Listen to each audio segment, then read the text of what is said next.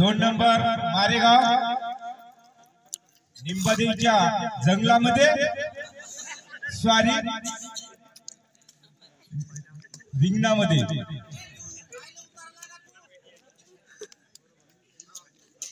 आणि अशा प्रकारे 2 नंबरचा रेडर परत आपल्या रिंगणामध्ये वापस।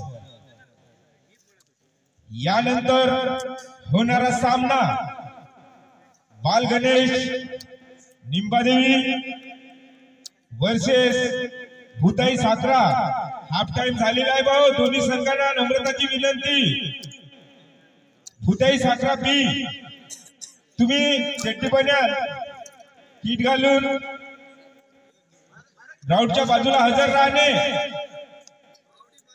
हा सामना संपताच होणारा सामना बाल गणेश निंबादेवी वर्सेस भूताई साखरा बी।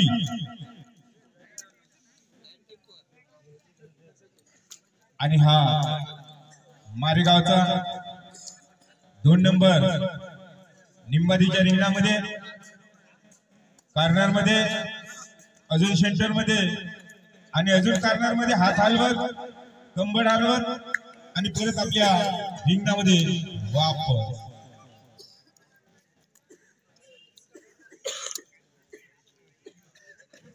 आणि क्रॉस करून परत आपल्या रिंगणात वापस आणि डू डायरेक्ट म्हणजे यश प्राप्त केलं तर रेडरशिप अन्यथा बाद। आणि अशा प्रकारे त्याची शांत प्रकारे रेडरची पकड सुद्धा झालेली आहे निंबादेवी वाल्यातर्फे। आणि हा निंबादेवीचा सुद्धा 2 नंबरचा रेडर डू डायरेक्ट मध्ये मारेगावच्या रिंगणामध्ये पायाला पट्टी सेंटर मध्ये हात मारून गडीबाद केलेला आहे हो, यश प्राप्त केलेला आहे। आणि हा 5 नंबर स्वारी चड्डीवर 5 नंबर आहे आणि बन्यांवर 1 नंबर आहे। आणि कॉर्नर मध्ये परत सेंटर मध्ये आणि अशा प्रकारे पंचाचा निर्णय 2 गडी बाद करून आपल्या रिंगणात वापस।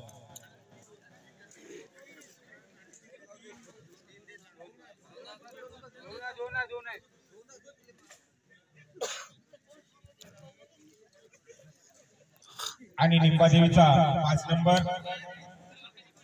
रेडर मारेगावच्या रिंगणामध्ये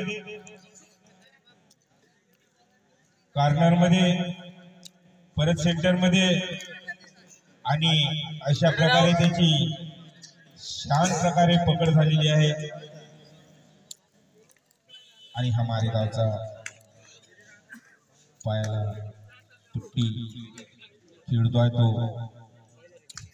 निंबादेवीच्या रिंगणामध्ये शांती बढिया आणि परत आपल्या रिंगणामध्ये वापस।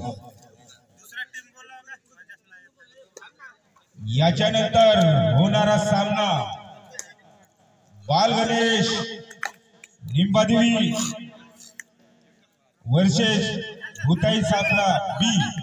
दोन्ही संघाचे संघनायक आपापला संघ तयारीत ठेवा, सामना संपताच लगेच ग्राउंड मध्ये उतरा।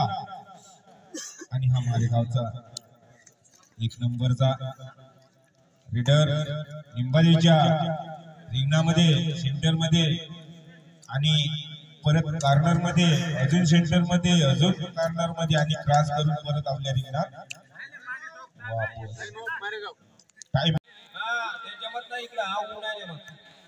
2 नंबरचा रेडर बघूया काय करतो आपल्या संघासाठी। क्लास प्रतिबंध आहे जेपीएस सभेचा आखेडवानी जबरदस्त पद्धतीने त्यांना सुद्धा यश प्राप्त 1 पॉइंट घेऊन परत आपल्या रिंगणात वापस।